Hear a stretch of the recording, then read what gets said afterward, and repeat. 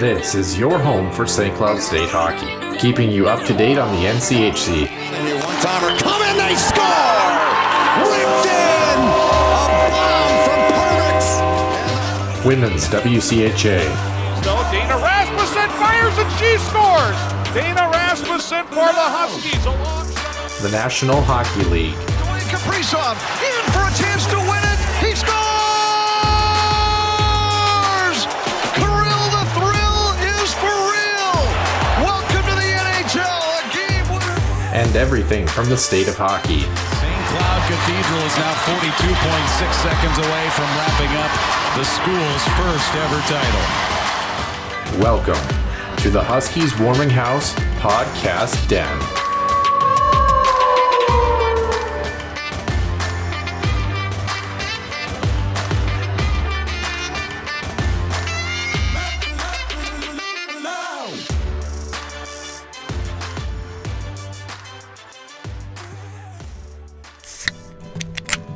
The Huskies Warming House podcast is also brought to you by the Soda Pod, home of NCAA college hockey news and more. Stay wild and up to date with new episodes throughout every week. Find them on Apple Podcasts, YouTube, and other podcast platforms. And welcome into episode 192 here in the Den. Nick Maxon alongside Noah Grant. And Nick, right off the hop here, a bit of a late switch up for us for this show. It first of all intended to be two parts. We're going to save one of those, I think, for next week, just because of the light load of games for the Huskies. Of course, the women's team in action next week, their exhibition game against St. Thomas, and then both teams will be off the following weekend before playing January 12th and 13th. The men have Denver, the women have Mankato. So we kind of figured we'd recap a great weekend for the men's hockey team against Bemidji State, scoring 12 goals on the weekend. Our second topic that we are going to save for the following week is going to be talking about the NCHC new playoff format in terms of locations. They already modified, of course, the upcoming format for 2025 and beyond as far as the teams are concerned. Now we're going to be focusing a little bit more on where those games are going to be played, which is an interesting caveat that obviously was announced in the past couple weeks. Mm-hmm. And more so, maybe the bigger headline where it's not going to be played, right? Yeah.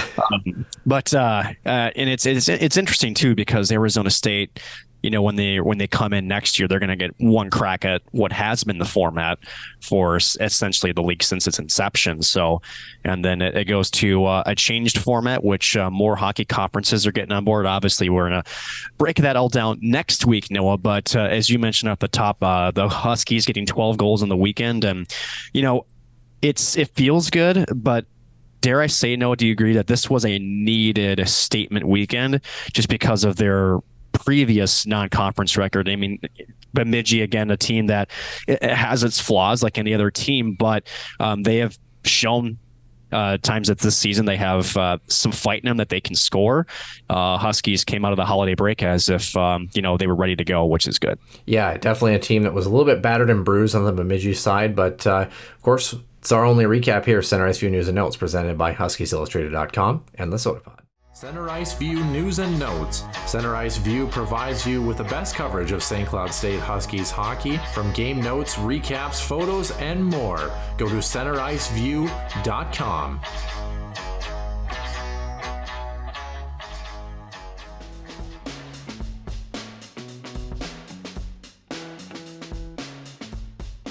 Episode 192, Nick Max and Noah Grant here in the Den for a short show for us today. Of course, recording this in early January, the medal round slowly getting underway for the World Juniors as well too. And surprise, surprise, apparently Canada is not going to be a part of the rest of the festivities. That's an interesting one to say the least. Out of the quarterfinals, right? That's that's almost like a funeral for them. You know, when you don't at least make it a championship game. I mean, but you know, credit that program, for just how much success they've had over the years and what that standard is for, Team Canada, and, just how they've been able to replicate the success year after year, and to have a hiccup like this, a little bit more of a, come down to earth moment for them. But I think you and I, Noah, would be, sort of crazy to think that would be a trend. No, it's probably just a 1-year hiccup for them. They'll be back in the same conversation next year. Definitely going to be looking more on the inside, because this one definitely, there's some pride that's hurting north of the border. But nonetheless, the U.S. advances, Canada out in the quarters. Yeah, kind of interesting. Of course, moving more locally close to home, our St. Cloud State Huskies, who come in on the poll today on January 2nd. They come in at 14, right behind UMass and right ahead of Michigan. They're in the same spot, technically tied for 13th in the pairwise, so that's your change. Nothing really notable for the Huskies. They beat an opponent that was lesser than them, so they really didn't have a chance to move. Could have been very detrimental if we were going to go the other way. But on Friday night, of course, this one was in the Sanford Center in Bemidji, a crowd of basically 4,000 on hand for this one. Always love the Sanford Center. I think it's a very cool little intimate building for hockey games. The Huskies outshoot the Beavers 28-22, 13-7 in the first, 9-6 in the second, and then were outshot by the same tally in period number 3, as the Beavers had a little bit of a pushback in that one. Of course, the Huskies did garner a power play goal in this one and killed off both penalties that they had against them. 32 faceoff wins, 26 faceoff losses, so much better in the dot as well. And a very good performance from Dominic Bassey, who saw 21 of 22 that came his way. But the Huskies, Nick, they get on the board first. And it didn't really take them too long in the first period, and that was kind of the trend for both games. But if you were the Huskies, had to feel good getting a look at this first goal. Vieti Miettinen, his 11th of the season, just 56 seconds in from Mason Salquist. To center, 2-on-1 for St. Cloud State. Into the right side circle. Vieti Miettinen rips it past Matthias Scholl. 56 seconds in, 1-0 St. Cloud State. What a shot from the Toronto Maple Leaf draft pick. No wonder he's leading the Huskies on scoring. That was a rocket. Now, you don't want to give up 2-on-1s to that dude. No. But the defense, I can't argue the defense let Matthias take him. He took the other guy. You got to make a decision at some point. And maybe the defense should go to... Yeah, no, that's a vintage Vieti Miettinen goal. Beautifully executed 2-on-1. And as you saw there, and the, sort of that second chance look there from the WCHA broadcast crew, it was in a transition play, and then Vieti picks it up, the left wing shot on the right wall. And people forget some of these little details, right? When Vieti comes down that wall, he crosses the blue line, and he slows down a little bit, right? He's trying to get help. He's got a winger that's breaking on the weak side, and then he's turning his head, right? So he's trying to hold off the defenseman. And Vieti does what he does best, that wicked quick release. He puts it up over the shoulder of the Bemidji State goaltender. You can't get much better than that, but it's a shot, right? No, it's a shot that, kind of puts the onus on essentially the goaltender there. And then again, there's a defender on the power play. We've seen Vieti Miettinen being a very good distributor of the puck, so you have to respect that he can both make that pass and take the shot. So at the end, it's just a game of inches, and for Vieti, found the empty space over the shoulder. Just a great look on that 2-on-1. Yeah, absolutely. And the Huskies earned a total of 3 goals for a 3-0 lead at the end of period number 1. The second, of course, coming from maybe an unfamiliar face, Cooper Wiley, his first of the season for the Huskies. Beavers to the line, not out. Cooper Wiley sends it back in from the blue line through a mess of traffic, and I don't think Matthias ever saw it. It's 2-0 St. Cloud State. Well, the way he reacted, he didn't look like he did. Suddenly it was in the back of the net and coming out the other way. To be traffic in front. Another shot, that one from further away, eludes Scholl, and a quick 2-0 lead, 5.5 minutes into the hockey game for the Huskies. Cooper Wiley, yeah, first goal of the season, like you mentioned, Noah. And, it's simple hockey sometimes. Yeah. And you saw Cooper monkey off the back, throwing it off. That was, I'm sure he was feeling the pressure, to get a goal on the board. But, when you watch that play develop, the puck comes off the wall, trying to go back to the blue line. He cups it, he looks, and then he's got some ice there. He takes a couple of steps. And if you look in front of the Bemidji crease, there was a moving screen there. Adam Ingram was there, a couple other Bemidji State defenders, so you kind of wonder if the goaltender lost sight of it. But that's why they tell you, if you have a lane to the net for a defenseman, you just got to get it through. Sometimes it finds its way, sometimes it takes a bounce. You just never know. All things came together in that play for Cooper to get his first, so congrats there for the young defenseman. Get one on the board there. And again, simple execution and a simple play. Yeah, that one coming at the 5:26 mark. 13:23 was the mark of our next one. Cooper Wiley, actually the secondary helper on this one. Barrett Hall, the primary assist. And a guy, Nick, how about this one? A guy that we actually heard his name a few times here this weekend, Ryan Rosborough, with his second of the season and first of the weekend. Lays it down behind the net for Barrett Hall. He plays it back up to the top. A redirect in between the circles. Jack Ryman's going to get that one. It's 3-0 St. Cloud State. Ouch. They've just been buzzing, and when you're able to have puck control in the offensive zone, pass the puck, something's going to come open, and you know there'll be people in front. And that's exactly what happened there. A nice pass right center of the rink at the point. Quick one-time. Yeah, great play there by Ryan Rosborough. And as the season has gone on, Noah, the one thing that we've noticed with this squad, and we see this with a lot of college, hockey teams, is you get that high cycle. You get your defenseman involved in the cycle. That was Rosborough that was actually covering at the left point. Again, high school is a simple cycle play. He sets them some up. The left shot opens up, a nice one-time blast. And again, same as that second goal, lots of traffic in front there. Bemidji State net is able to beat the goaltender clean. So again, just really good offensive execution there by the Huskies in scoring in different ways. Again, both shots coming from the point, but it's the setup there that's different. And there the Huskies maintaining possession, working that puck low to high, and again, that quick release. And this is really great for Rosborough, who, we've talked to Brett Larson in the past, right, of what he could bring if he reached his ceiling. I think we're starting to see the evolution of what Ryan Rosborough could be, sort of that Will Hammer type that can, be a good shutdown forward and also be able to produce some offense here and there. And as you mentioned, not it from him this weekend, but good to see him get on the board. And again, another great play offensively for the Huskies. Yeah, the only kind of really negative in this hockey game for St. Cloud came 5 minutes into period number 2. Yuri Vaisanen, a short-handed marker for Bemidji State, their lone goal of the hockey game. And Nick, curious to see after we go through this one what your thoughts are on where the breakdown went for the Huskies, who have largely been pretty decent on special teams. Ahead, picked up by Leighton Road. Road pushes it ahead to Yuri Vaisanen. Vaisanen left side circle, scores! Short-handed goal. Beavers cut it to 3-1. First shorty of the year for Bemidji State. Nifty play at center ice by, I think, Leighton Road to get him the puck, and I think confuse the Husky defense because somehow they let him come down all alone on the left wing, and he just fired a nice shot. Yeah, that's a bit of a breakdown on both sides there. So plays coming at you 2-on-2. First of all, Mason Sahlquist, I would imagine, probably got a little bit of a conversation there. Didn't really feel like he was pressuring the puck carrier. The defenseman was on the other side, covering after that puck moved to the wall. When Mason Sahlquist wasn't going to catch up with it, he was out of position, so he tried to, and then race back across the ice, and then Vaisanen again. Smart play there. You have a lane take a shot, especially shorthanded, and unfortunately beats Dominic Bassi. So you got to give credit to the goal scorer there. Just for having a good shot, but a couple of breakdowns on that rush. I think. No, I'm curious to know. Did you see what I see? Just a kind of a kind of a domino effect there in terms of that breakdown on that play. Well, not a typical scoring area, even for a left-handed shot down kind of on that half wall there. I think that's one Dominic Bassi would probably want back. But good goal scorers get some too. Only his third goal of the season. Obviously, Bemidji State in a much weaker CCHA conference. So I mean, kind of take that what you will. But yeah, just kind of a tough one to get beat on. But it was really St. Cloud's only real blemish in this hockey game, and they made up for it 3 minutes later. Special teams advantaged their own power play goal. Adam Ingram's fourth of the season, Dylan Anhorn and Vieti Mietnian tallying Healthbers. Anhorn over to the right side wall, cross ice, deflected off of the left post and in.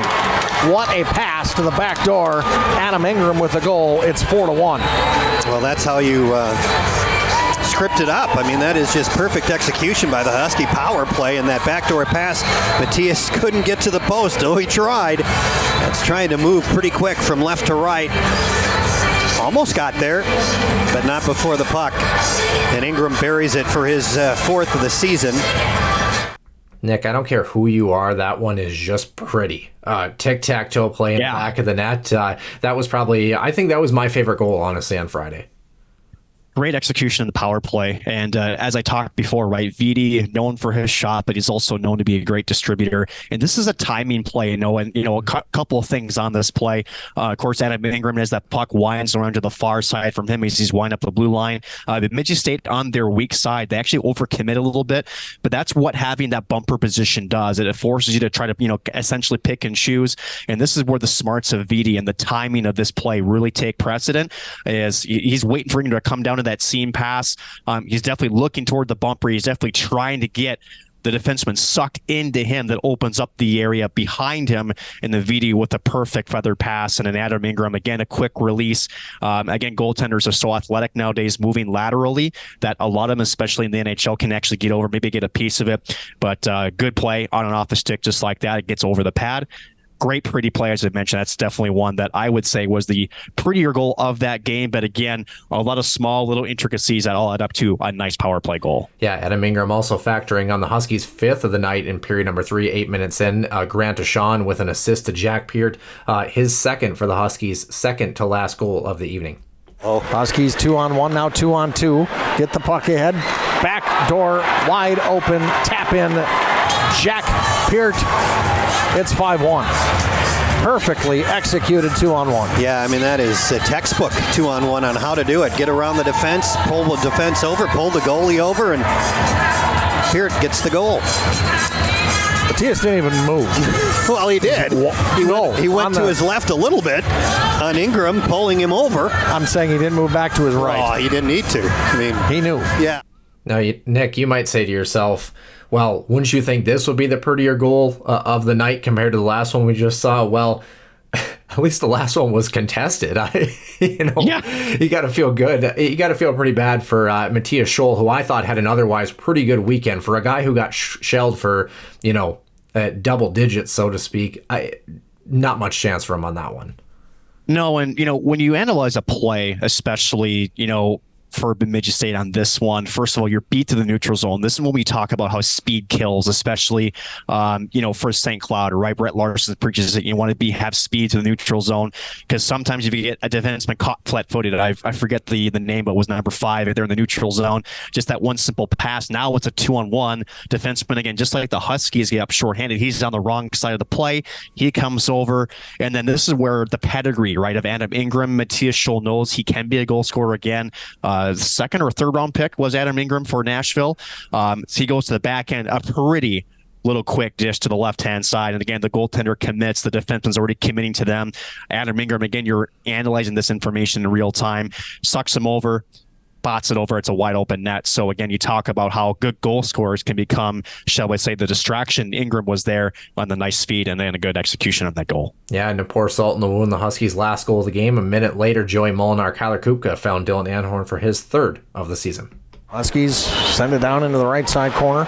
Back up to the top. Molinar rips it wide off the end wall. Right to the bottom of the left circle. That may have been intentionally sent wide of the net, because there was a guy standing there looking for the puck. 6-1. Yeah, that thing went right to look like Anhorn on the back door. And that is a great shot.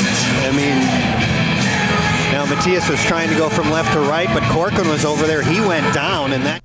And this is kind of one of those, Nick. I mean, you look at the shot margin halfway through period number 3, right? 25-17. That's the 26th shot for the Huskies. I mean, it's not like it was a game where, Bemidji was totally out of it, but very much a quality over quantity game, except for maybe that one. Unfortunate bounce off the end wall, opportunistic result. The Huskies probably didn't need that goal to win the hockey game, but hey, you'll take them any way you can get them. And this goes back to that same cycle, activating your defenseman. Dylan Anhorn, we saw him last year again. Great chemistry with Grant Cruikshank. He's a guy that loves to step up, loves to activate. And sometimes, players, when you've played in a building before, just like the old NHL barns, like Joe Louis Arena had a knack for having very active end boards, right? Players knew this. And for Dylan Anhorn, just the smarts, right? If you watch that clip as the puck's coming up the near side wall, he's already at the very far hash marks. And so he's just kind of trailing the play. Again, a good shot from Roseboro from the point. It misses short side, but a lively Karam as a shot comes through. Delanhorn is sneaking into that weak side post. He gets the bounce, and again, a one touch off the stick. So again, sometimes it's being opportunistic and getting the puck again toward the net. You're capitalizing on second chances. And again, you talk about Matthias Scholl. I mean, not much you can do on that play, especially with a lively Karam like that. It's just one of those things that hockey can be sometimes. You get the bounces some nights you don't. For this one, the Huskies were in the right spots to take advantage of those bounces to get their sixth of the game. Yeah, absolutely. And the Huskies did not look back 2 days later on Sunday, and you kind of wondered, would they respond? They're now 10-5 on the season. Well, they made it 11-5 in pretty strong fashion. Same score in this one, 4,789 was the attendance. A pretty good crowd, especially on the holidays in the Granite City. The Huskies outshoot Bemidji 44-28. It wasn't even close in this one, despite being outshot 12-11 in the first. 20 shots for the Huskies in the middle frame. 22-11 was the margin. 13-5 to finish off period number 3. Huskies go 2 for 7 on the power play, a perfect 3 for 3 on Sunday night, perfect 5 for 5 overall on the weekend on the kill, and a good 37 face-off wins on 60 opportunities in this one. It was all Huskies through the first period, although it was a pretty close score, 2-1 after the first. The Huskies score the first two. We mentioned it, though. Ryan Rosborough, once again, his second goal of the weekend. Jack Ryman and Ethan Aucoin at the 4:04 mark. Power play for St. Cloud State. Now Ryman puts it right in front. Rosborough scores! Stop and smell the roses!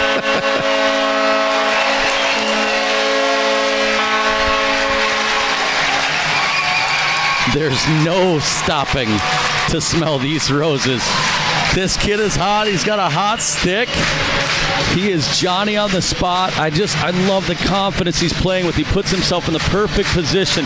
Ryman, great work behind the net. I mean, that's just a gritty play. I mean, what more can you say? Also, those sweaters look amazing for the Huskies, by the way. Those alternates are unreal, but we'll get to that in a minute. But we will. And they're here to stay, which is even better, which is nice. There's goals that I think the casual fan would look at, and when you say what's a pretty goal look like, and they say tic-tac-toe, that wasn't this. This was the prototypical Dave Shayak grease pan goal. This really was. First of all, you cycle the puck down low, a nice turnaround in the corner, and then sometimes if you have the ice, sometimes you just bring the puck to the net, right? And then as the as your hockey coaches would say, if you want to score, you got to go to the net, right? He gets inside position. He wasn't tied up, and the puck finds its way across the blue paint. Ryan Rosborough's stick was down, pots it into the empty net. Again, sometimes the simple play, just bringing the puck to the net, you see ice in front of you, you take it, and sometimes that's what happens. And again, great execution all around there by the Huskies on a very simple play from the corner out to the front of the net. And just a few minutes later, 4-on-4 actually had a bit of extracurricular activity in this one. Pair coincidentals, Adam Ingram and Austin Jupi ended up getting cross-checking and holding minors respectively. Zach Okabe, his only second of the season, which is kind of a weird phrase to say. Jack Peart and Cooper Wiley tallying assists. He does not panic. Here we go. Peart sets him up and scores! Okabe! What a shot! What a goal! And it's 2-rip St. Cloud State. This setup is spectacular. You gotta watch this right here. This pull, this freeze right here by Jack Peart. The second he pulls that puck to his forehand, that freezes everybody. Wow. I mean, so a couple of things on that, right? If you're actually, the hockey purist, right? A couple of things. Number one, Jack Peart doesn't get enough credit for how he makes this play happen. Again, that little cut to the middle. And then how about Werner? When Werner actually flies by him, right? That brings that weak side defenseman down.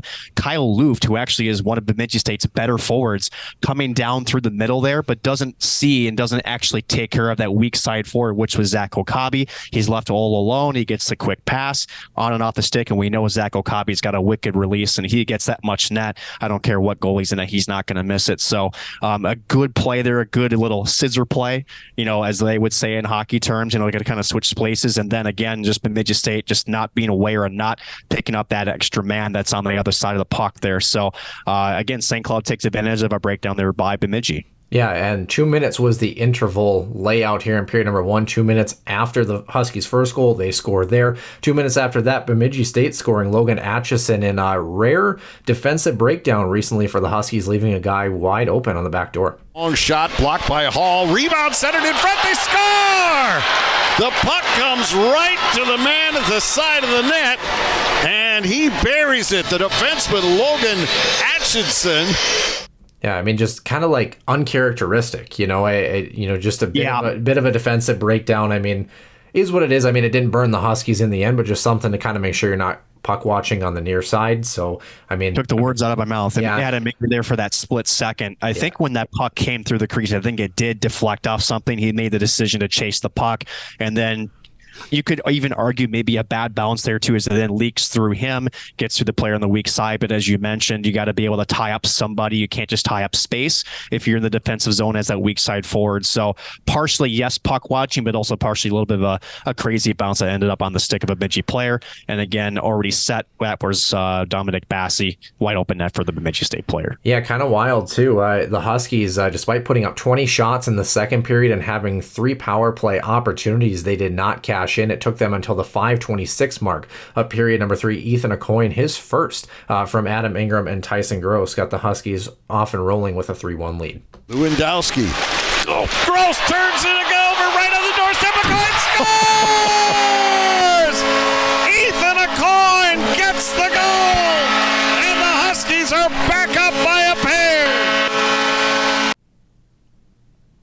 Yeah, and again, Noah, you talk about just going to the net, and then, I would think, for Matthias Scholl there, for a rebound that gives up there too, that loose puck, and then just the composure, right, the patience there by Ethan Aucoin, understanding that the goaltender was down. I just have to move a little bit to my left. There's nothing there but net. So just, as Eddie Olczyk would say, if he holds onto that puck a second longer, yeah, he's got that wide open net. Didn't have to. He followed that play up nicely. Again, that second and third wave, again, crashing the creasers. You would say stopping on pucks, right? That puck goes to the net. You go to the crease. Who knows? Puck squirts loose. You have an opportunity to bang it home. Oh, I like the Eddie Olczyk reference too. That's a very much a NBC mid 2010s throwback. But yes, yeah. I always love. He's probably one of my favorite color analysts. I think he does such a great job. He does. But nonetheless, who else does a great job, Nick? On the power play, Barrett Hall's fourth from Dylan Anhorn and Werner Miettinen. And Nick, just watch this one. This one was, oh my goodness. Werner Miettinen. Now Hall. Scores! Oh my! What a shot by the freshman! And it's now 4-1 St. Cloud State. Oh, did he hit 4 posts? How? What kind of angle of wizardry is this, Mr. Hall? That's just one of those, like, I don't care. Yeah, I don't care who you are. That's disgusting. Yeah. So, again, not that this needs much breaking down too, but Bemidji State, right? So puck comes down the wall to Barrett Hall there. He's got some ice, and so he takes it, right? He puts it back into his little toe drag, and then he waits, right? He waits for that puck. He used the defenseman as a screen. And then I'm not sure if there's any different phrase to use other than that's a perfectly placed shot up above the short side shoulder. My goodness. I mean, if we wanted a reason for Husky fans why Barrett Hall came this year instead of maybe next year, there you have with the skill, the release of this player, and the hockey IQ right there. It looks simple, but again, a lot of little things that he does right in order to put that puck in the back of the net. Yeah, what a shot. 2 more goals for the Huskies. 5 minutes later, Kyler Kupka's 8th, Joey Molinar, Mason Salquist telling assists. 2011. Yep. 5-1 is what the books say. And there's another one. What a beautiful feed. Molinar to Kupka. And you can start celebrating the new year. I mean, that one, simple zone entry, coming off the wing, chip a puck into the middle of the ice, and then just a good seeing eye shot, low glove side. Kind of salt in the wound for the Huskies, pretty much. I don't know if there's a whole lot to say about that one, kind of in garbage time. Same with this one, power play goal, another penalty late. Will Magnuson with that game misconduct for interference. His 5th of the season for Adam Ingram. Kyler Kupka gets the assist on the last goal for the Huskies. It's like you, and now Ingram fires, it's in. And it's in. That's in. What a shot by Ingram. Just kissed the crossbar. And now it's 6-1 Huskies. I mean, all in all, Nick, great release in the middle of the ice. Sorry to cut you off there. Great release in the middle of the ice. And all in all, great end cap to a weekend that saw the Huskies outscore their opponent 12-2 on the weekend. You look in net, Isaac Posh, 27 of 28, though, for the Huskies. You'll take that any day of the week. Good for him to kind of continue to get his sea legs under him, so to speak. And kind of along that line a little bit too, Nick, as we maybe throw this one up here as well. You look in the goaltending numbers. I don't know if I can zoom in anymore. I'll do my best here. It might not be able to be visible on the screen. I'm not sure. But Isaac Posh, a .960, right, in his 3 contests. He's only allowed 3 goals in almost 160 minutes, of 1.14 goals against. He's stopped 72. So if you're the Huskies, I feel like you've got to feel pretty good about what you're seeing from him as well, too. Obviously, he's not the starter. We know that. But, goaltending wise, both of these guys continuing to provide more than serviceable numbers for the Huskies. Statistically, Kyler Kupka, Dylan Anhorn, Adam Ingram, and Vieti Miettinen all with 16 points in the season. Zach Okabe and Joey Molinar 10 each. Zach Okabe more of an assist guy, as we kind of mentioned, only his second goal of the season, Nick. But the Huskies, not too shabby for a weekend in which they could have gotten into a little bit of pairwise trouble while they squashed that idea both nights. And they needed to, right? I mentioned at the top that, and, we have to remind the fans every year that how the pairwise, it's when you beat a team that as low is in the standings as Bemidji State, they're in the low, like the mid upper 30s, I believe, before they came into this weekend. A loss, coupled with the previous record of St. Cloud would have been pretty damaging, actually. But you beat these guys, you're more just trying to stay where you're at that point. So it was a needed, much, good weekend to come out. You get the both wins, you can settle down, and more so you get your legs underneath you a little bit after some weeks off. Before, as we both know here, Noah, it doesn't get any easier from here. Again, the Huskies have not faced either Denver or some of these other bigger teams in the NCHC, which is going to hit the second half here in just a couple of weeks.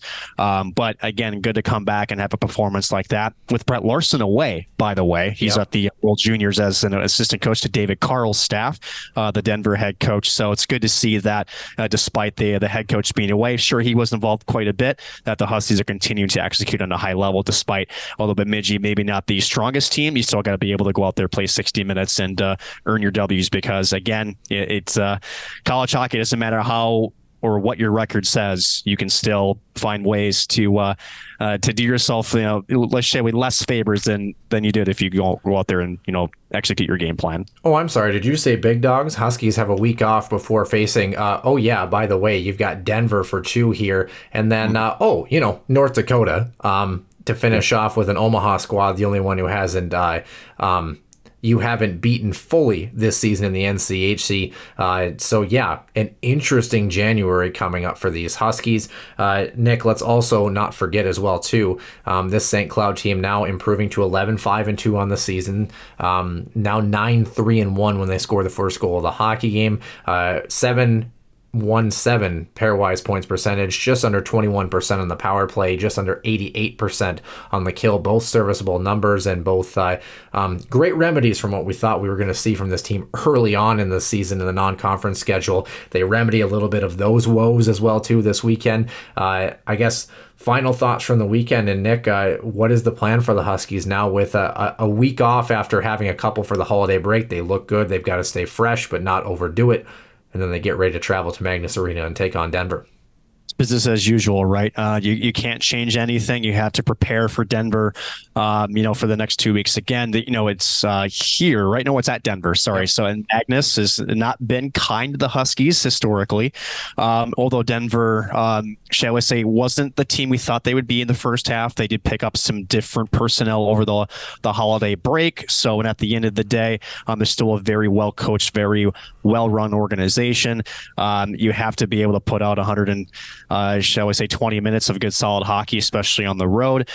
So I expect nothing less than 2 solid weeks of practice and then to head to Magnus where you have to try to get as many points as you can because 7-0-1 of the Huskies are in conference play. Again, you got a very tough road ahead of you come, as you mentioned, in January. It doesn't get easier into February. Huskies do not want to have that same slide they had, although that was more injury related.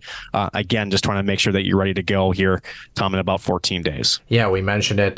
Denver, North Dakota, Omaha. February brings a 4-game road swing. CC, who you never really know with them, especially their performance against North Dakota. Miami, of course, hopefully should be the 2 easiest games, but Miami's given this team fits in the past. Western Michigan at home will be a tough test for the end of February, and then your gauntlet continues in that swing. Denver at home, and then traveling up to Amsoil Arena and Duluth to finish off the regular season on the men's side. Women's side, as we mentioned, they play, of course, this upcoming Saturday exhibition game against St. Thomas. Then both teams a weekend off. Then January 12th and 13th, Mankato will face St. Cloud.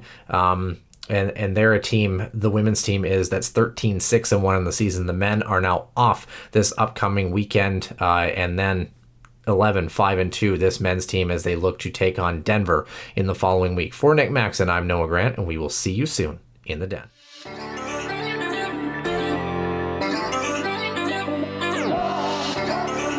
One-timer coming, they score! Ripped in! A bomb from Pervix! Dana Rasmussen fires and she scores!